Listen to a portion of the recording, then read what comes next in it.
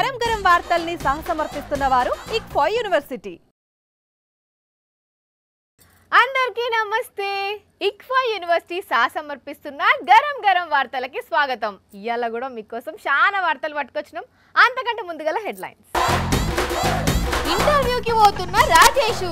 సపోటా juice, నారింజ juice, banana juice ఇట్లా అన్ని రకాల జ్యూస్లు అమ్మబడతాయి. Modi world record.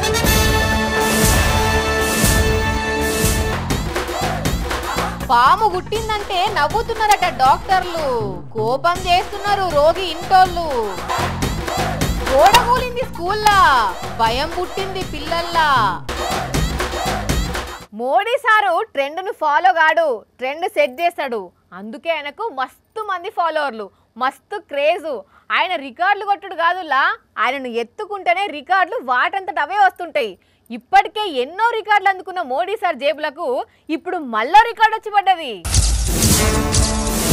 Narendra Damodara Das Modi, Prime Minister of India, still in service. 4 times serviced as CM. First time elected as CM in 2001. Second time in the by-election 2002. Third time in the main election 2007. Fourth time in the year of 2012. ఇలా 4 సార్లు ముఖ్యమంత్రి రికార్డే కాకుండా servicing as Prime Minister since 2014. Elected as Prime Minister for the first time in 2014. Second time in the 2019, third time in the 2024. ఇలా గెలిచి రికార్డులు కొట్టడమే కాదు, ప్రపంచంలోనే అత్యధిక ఫాలోవర్లు ఉన్న రికార్డు మోడీ సార్ దగ్గరికి వచ్చి వాలింది. 20 కాదు, 30 కాదు, 50 కాదు, 70 కాదు, 100 మిలియన్ ఫాలోవర్లను సంపాదించుకున్నాడు మోడీ సార్ ట్విట్టర్ ఎక్స్ లో. మామూలు ముచ్చట్నానుల్లా ఇది. అందుకే మోడీ సార్కు ప్రపంచంలో ఏ దేశానికి పోయినా క్రేజ్ తగ్గట్లేదు. ఇంత గొప్ప రికార్డు సాధించిన మోడీకి ఎలన్ మస్క్ ఖతర్నాక్ గా కంగ్రాట్స్ చెప్పిండు. ప్రపంచంలో ఒక్క ఒబామా మస్తు మంది ఫాలోవర్స్ ఉన్నారు ట్విట్టర్ ఎక్స్ లో. ఇంకెవరిని చూసినా కనీసం మోడీ దరిదాపుల్లో కూడా లేరు. అట్లుంటది మరి మోడీ సార్ ఫాలోయింగ్ అంటే. ఎవరికైనా పనిచేసే దగ్గర పాము గరిస్తే అవ్వో అయ్యో అని మొత్తుకుంటా మస్తు పర్సన్ అవుతుంటారు. వెంటనే దవాఖానకు తీసుకుపోతే డాక్టర్లు కూడా సూదేస్తారు, అబ్జర్వేషన్లు ఉంచుతారు, దగ్గరుండి మంచిగా చూసుకుంటారు. కానీ అదే ఖమ్మం జిల్లా పాలేరులో మాత్రం పాము గరిచిందని ఈ అన్న చెప్తుంటే డాక్టర్లు చూడు ఏం చేస్తున్నారో. పాము గుట్టిందని చెప్తే వీళ్లకు హిహిహి అని నవ్వొస్తుందంటే వీళ్ళను డాక్టర్లు అనాలా లేకపోతే పాలి పగోళ్ళు అనాలా? 3 డాక్టర్లు కూర్చొని పాము గరిచిందని చెప్తే ఒక్క లేవలో మీరు నవ్వుకుంటూ మాట్లాడుతున్నారు మీరు. అరే వాళ్ళేమో మస్తు టెన్షన్ పడుతుంటే డాక్టర్లేమో 3 కలిసి ముచ్చట్లు పెడుతున్నారు, హిహిహి అని నవ్వుతున్నారు. ఇక ఈ అన్నకు మస్తు కోపం వచ్చి గట్టిగా అడిగితే ఏమంటున్నారో ఇనుండ్రి అన్నారు మీరు. అంతేనా? అడిగితే అరవద్దు అంటున్నారు. పోనీ వాళ్ళన ట్రీట్మెంట్ చేస్తుర్రా అంటే ఆ టెస్ట్ ఈ టెస్ట్ అని ఇప్పుడు చెప్తుర్రట. అదే ముందు చెప్తే మంచిగుండు కదా మేడం, పావు గంట టైం వేస్ట్ అయిందంటే ఈమె ఏమంటుందో ఇనుండ్రి. ఏం అవ్వదా మేడం? ఎంత లేట్ గా ట్రీట్మెంట్ చేసినా ఏం అవ్వదా? అదే పాము మిమ్మల్ని లేదంటే మీ దగ్గరలో కాటేస్తే గిట్లనే మాట్లాడతారా మేడం? ఇది ఖమ్మం జిల్లా సర్కార్ దవాఖానా. వెంకటమ్మ అనేటామకు కూలికి పోయిన కాడ పాము గుడితే కుటుంబ సభ్యులు దవాఖానకు తీసుకొస్తే డాక్టర్ ఇట్లా చేసిండ్రు. మరి పెద్ద ఆఫీసర్లు, జిల్లాకు చెందిన 3 మంత్రులు ఇక వీళ్ళ మీద ఏం చర్యలు తీసుకుంటారో, ఇట్లా మళ్ళా జరగకుండా ఏం చేస్తారో గాని జర పేదలకు మంచిగా ట్రీట్మెంట్ అందేటట్టు చూడుండ్రి, మీకు పుణ్యం ఉంటది అని అంటున్నారు సామాన్య జనాలు. అది నిజామాబాద్ జిల్లా గవర్నమెంట్ దవాఖానా. భార్య డెలివరీ కోసం భర్త వచ్చిండు. డెలివరీ కాకుండేసరికి ఇంకా దవాఖానలోనే ఉన్నాడు. 3 ఏళ్ల కొడుకు కూడా నాన్నతోనే ఉంటున్నాడు. 3-4 రోజుల నుంచి దవాఖానలోనే ఉండేసరికి బగ్గా అలసిపోయిన తండ్రి కొడుకును పక్కనే పెట్టుకుని వండుకున్నాడు. మధ్యరాత్రి అయింది. కానీ ఇంతలే ఏమైందంటే అటు దిక్కు తిరిగి తండ్రి పడుకొని ఉన్నాడు, పక్కన కొడుకున్నాడు. ఇటు దిక్కు ఒక బద్మాష్ గాడు ముఖానికి మాస్క్ తగిలించుకొని పడుకున్నాడు. కానీ అది అసలైన నిద్ర కాదు, దొంగ నిద్ర. చూడుండ్రి ఏం చేసిండో. అబ్బర కొడక, నీ దొంగ మొక్కల్ని చెప్పు కదరా, యాడికెళ్ళొచ్చినావురా బద్మాష్గా? ఉత్త పుణ్యానికి గాఢ నిద్రలున్న పసిపిల్లగాన్ని తండ్రి ఒళ్ళకెళ్ళి దూరం చేస్తేవి. మరి వీడు ఎవడో ఏడికెళ్ళి వచ్చిండో తెలియదు గాని పక్కా ప్లాన్ ప్రకారమే పిల్లగాని పక్కల నిద్రపోయినట్టు యాక్షన్ చేసి ఎత్తుకొని పోయిండు. పొద్దున్నే చూసేసరికి కన్న కొడుకు కనపడకుంటే చూడుండ్రి తండ్రి ఎట్లా తల్లడిల్లుతున్నాడో. గుర్తుకొస్తుంది ఈ పూటకు ఈ టైంకు నా కొడుకు ఛాయ్ తాగుతున్నాడు నాన్న అని అంటాడు. లేదు ఇప్పుడు యాది గుర్తుకొస్తుంది, నాకు గుండెలు పలిపోతున్నాయి సార్.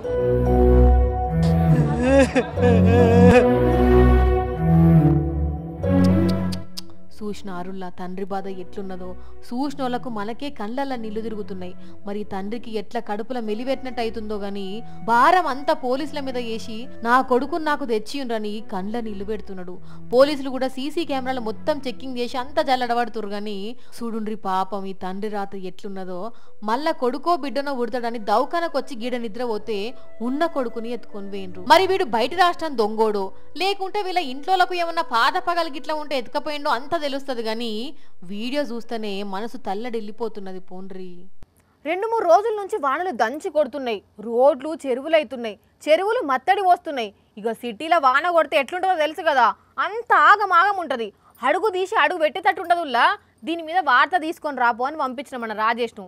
ఏం సంగతో మరి అరుచుకుందాం. హలో, ఏమైందిరా? బస్ టికెట్ బుక్ చేసినావా లేదా? నేను మంచిగా ప్రిపేర్ అయ్యి ఇదిగో సర్టిఫికెట్లు అన్ని రెడీగా పట్టుకొని కూర్చున్నా. తొందరగాని. ఓకే. ఎక్కడికి సార్? ఏమో టిప్పు టాప్ గా రెడీ అయ్యి టికెట్ బుకింగ్ అంటున్నావు. ఏడికి పోతున్నావు? సినిమాకా? చెన్నై పోతున్నా. తిప్పడు కొండపర్తికి పోయినట్టు చెన్నైకి ఎందుకు పోతున్నావు? అక్కడేం పని? ఏం పని అంటే ఉన్నది ఒక పని. లీవ్ తీసుకుంటున్నా అని చెప్పినావు. మరి లీవ్ జాంతానే రిజైన్ చేసిన పో. ఓ పిచ్చి మొక్కపోడా, చైనాకు పోయేందుకు రిజైన్ చేసినావా? హలో, చైనా కాదు చెన్నై పోతున్నా. ఏదో ఒకటి తీగని అక్కడ ఏం మావలా చేయనికి పోతున్నావు అని. అరే చెప్పినా కదా, అక్కడ మంచి ఉద్యోగం ఆఫర్ వచ్చింది, ఇంటర్వ్యూకి పోతున్నా. ఇగో రెజ్యూమ్.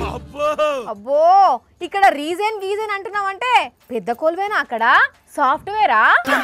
ఇంకా సాఫ్ట్వేర్ జాబ్ ఎవరికి కావాలబ్బా? అంత ఉమ్ము తూసిపోయే జాబ్ అది. అది మనకెందుకు? అసలు సాఫ్ట్వేర్ జాబ్లకు ఎంత డిమాండ్ ఉందో తెలుసా? ఓ ఉన్నది, కాకుండా ఎప్పుడు వీకేస్తారో తెలియదు.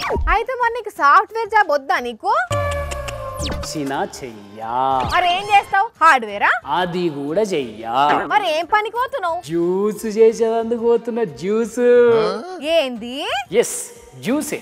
యాపిల్ జ్యూస్, సపోటా జ్యూస్, నారింజ జ్యూస్, బనానా జ్యూస్, ఇట్లా అన్ని రకాల జ్యూసులు అమ్మబడతాయి. అంటే ఇప్పుడు నువ్వు చెన్నైకి జ్యూస్ తాగేటందుకు పోతున్నావా?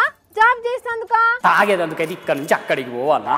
అక్కడ జ్యూస్ షాపులో జాబ్ ఆఫర్ ఉన్నది. జ్యూస్ తయారు చేయాలి మిక్సీలేసి. ఫ్రూట్ జ్యూస్ జాబ్ ఏంది? దానికి నువ్వు తయారైపోవడేంది? మజాక్ చేస్తున్నావా నాతోని? పిచ్చిదానా, నేను చెప్పేది నమ్ముతలేవా? అయితే ఈ ఇమేజ్ చూడు, నీకు అర్థమైతే.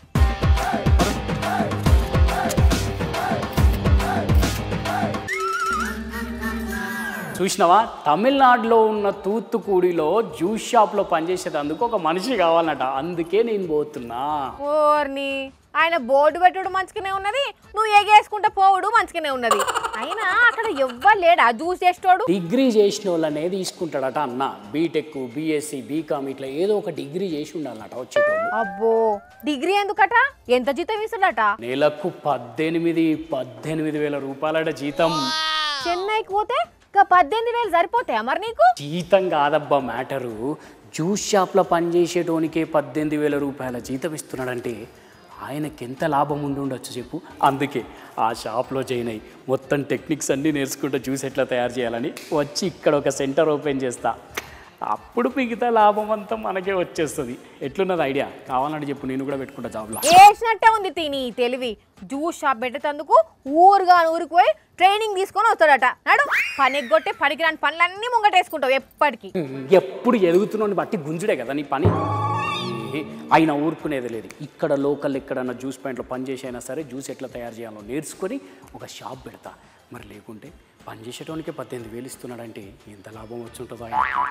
ఖచ్చితంగా లాభం మిస్ చేసుకో. మంచిది పో. కానీ చూసినారుల్లా మరి దుకాణ పైన దేశంలో నిరుద్యోగులు ఎక్కువ ఉన్నారనే నిరుద్యోగులకు ఉపాధి కల్పించే ఆలోచన కొద్దీ ఇట్లా చేసిండు. ఇంకేమన్నానో కానీ ఆడల నిరుద్యోగుల ఇక్కట్లు చూస్తుంటేనైతే మస్తు బాధ అనిపిస్తుందిలా.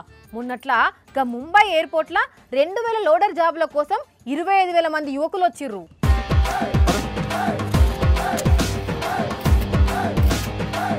అంతకుముందు గుజరాత్లో ఒక హోటల్లో 10 పోస్టుల కోసం 1,000 మంది ఎగబడ్డారు. తొక్కిసలాట అవుతుందేమో అని మస్తు భయపడ్డారు.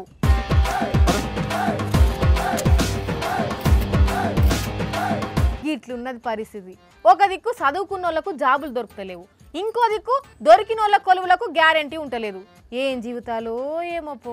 ఇన్నోళ్ళెవలో వానలు ఇంకో 3 రోజుల దాకా గట్టిగానే ఉంటాయి. బయట వరదలు బగ్గబోతున్నాయి. బయటికి వెళ్ళినప్పుడు జర పైలం.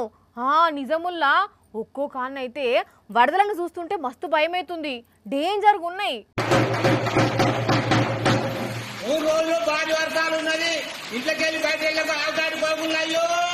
ఇట్లా ఒక్కో కాడ డప్పు చాటింపేసే రేంజులు ఉన్నాయి వానలు వరదలు. ఆ వానలకు నానిపోయి రోడ్లు బిల్డింగ్ గోడలు కూలిపోతున్నాయి. ఉత్తరాఖండ్ లో ఇట్లా రోడ్డు కుంగిపోయింది. ఇగో ఇక్కడ ఇట్లా ముందున్న గోడ కూలితే ఏవుగలు జీవిడిచిండ్రు పాపం. ఇంకా నయ్యం బయటున్న కొందరు లోపలికి వచ్చిండ్రు. ఇంకా కొన్ని జాగాల్లో రోడ్లు వాగులు లెక్క మారినాయి. వరద మస్తొచ్చుడుతోటి నిన్న కోనసీమ జిల్లా అంతర్వేదిలో రోడ్ల మీదనే వలలేసి చీరలతో చేపలు పట్టిండ్రు కదా.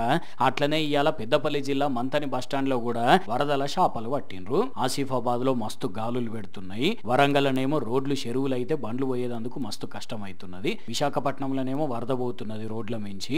ఇట్లా ఏపీ తెలంగాణలో ఎక్కడ చూసినా ఇవే వానలు ఇవే వరదలు. ఇక ఏడ చూసినా ప్రాజెక్టులు జలకలలాడుతున్నాయి. జలపాతాల కన్నైతే నీళ్లు ఎత్తు మించి పోస్తున్నాయి. ఇక ఒక దిక్కు కేటీఆర్ సార్ ఏమో కాళేశ్వరం ప్రాజెక్టులున్న నీళ్ల వీడియోను చూపెట్టుకుంటా కాంగ్రెస్ ను ట్విట్టర్ ఎక్స్ లా కడిగి పడేసిండు. మొత్తానికి ఇంకో 3-4 రోజులు వానలు ఇట్లనే పడనున్నాయి కాబట్టి జనాలు పైలంగా ఉండుర్రి. పిల్లలను స్కూల్లో చేర్పించే ముందు తల్లిదండ్రులు ఒకటికి 10 సార్లు ఆలోచిస్తారు. ఆ స్కూల్ ఎట్లున్నది, చదువు ఎట్లా చెప్తున్నారు, టీచర్లు ఎట్లున్నారు, పిల్లలను మంచిగా చూసుకుంటుర్రా అని అన్ని ఎంక్వైరీ చేసి జాయిన్ చేస్తారు. మంచిగా స్కూల్లో చేర్పించినామని అందరికీ చెప్పుకుంటారు. కానీ ఏ స్కూల్ ఎట్లా కట్టిర్రు, ఎప్పుడు ఏం మీద పడుతుందో ఎవ్వరికి తెలియదు. గుజరాత్లో ఒక ప్రైవేట్ స్కూల్లో ఏమైందో చూడండి. ఇది గుజరాత్ వడోదరలో ఉన్న ప్రైవేట్ స్కూలు. లంచ్ బెల్ కొట్టంగానే 2వ అంతస్తులో ఉన్న క్లాస్ రూమ్ లో పిల్లలందరూ లంచ్ చేస్తున్నారు. ఇంతల్నే ఏమైందో చూడుండ్రి.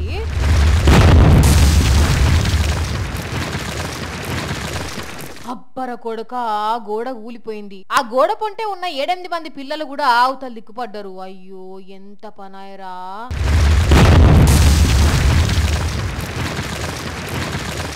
పాపం చిన్న పిల్లలు కదా, గోడ గూలంగానే గజ్జుమన్నారు. వెంటనే అక్కడనే ఉన్న టీచరు పిల్లలందరినీ బయటకు పంపించింది. అవతల దిక్కు పడ్డ 6 పిల్లలకు దెబ్బలాకినాయట. అదృష్టం మంచిగా ఉన్నది కాబట్టి ఎవరికి ఏం కాలేదుల్లా. అయినా చూడుండ్రి, పైసలకు కకృతి పడి స్కూల్ బిల్డింగ్లను గిట్లా పిట్టగూల లెక్క కడితే ఎట్లన్నట్టు, డబ్బున ఎవరికైనా ఏమన్నా అయితే ఎట్లుండాలి అని అంటున్నారు ఈ వీడియో చూసిన వాళ్ళు.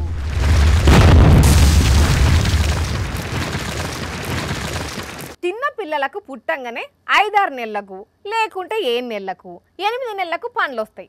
ఆ తర్వాతనే ఒక్కొక్క పన్ను పై దవడలకు కింది దవడలకు వేరుకుంటూ పోయి ఆఖరికి 32 పనులతోని లెక్క సెట్ అవుతుంది.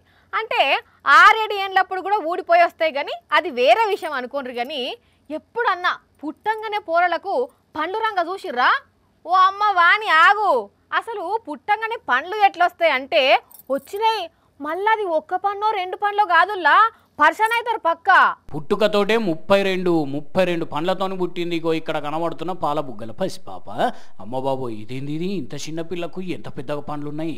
దగ్గర 11-12 ఏళ్ళ పిల్లల పండ్లు ఉన్నట్టున్నాయి కదా. కొంపదీసి తల్లిదండ్రులు రబ్బర్ పండ్లు ఇట్లా పెట్టి రీల్ చేయలే కదా అంటే చేయలేదు. నిజంగానే పుట్టుకతోటే ఇట్లా వచ్చినాయట. నా బిడ్డ 32 ఏళ్ళ పండ్లతోటి పుట్టింది అని బరాబర్గా వాళ్ళ అమ్మనే సోషల్ మీడియా వేదికగా ప్రకటించగుండా చిట్టి తల్లి తలకాయ ఇంత చిన్నగుండి పండ్లకి ఇంత పెద్దగా ఉన్నా ఆ పండ్లే మస్తు కలగొడుతున్నది కదా. మరి ఇలాది ఏం దేశమో ఏమో తెలియదు కానీ సోషల్ మీడియాలో అయితే ఫుల్ వైరల్ అవుతున్నారు. ఇప్పుడు ఇట్లా పండ్లు రావటాన్ని నాటల్ టీత్ అంటారట.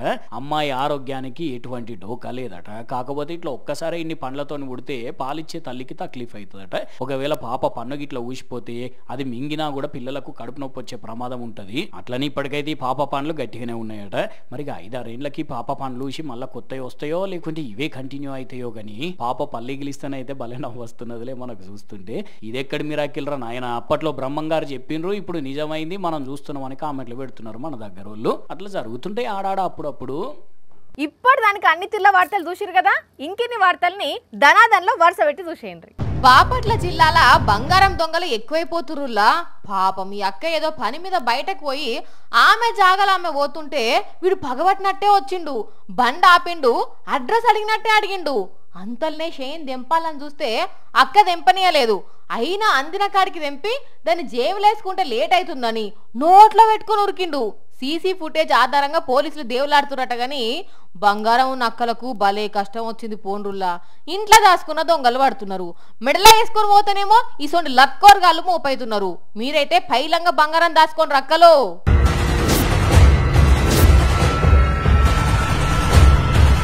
అరే నీ ఆగం సల్లగుండా భలే కథ చేస్తీవి పో. ఆడికెళ్ళి బస్సు డ్రైవర్ ఆపనే ఆపిండు. ఆల్రెడీ అక్కడ రోడ్డు చిన్నగానే ఉన్నది. మరి ఏం ముంచుకుపోయిందో ఏం కథనో తెలియదు కానీ ట్రాక్టర్ డ్రైవర్ ఈ కథ చేసిండు.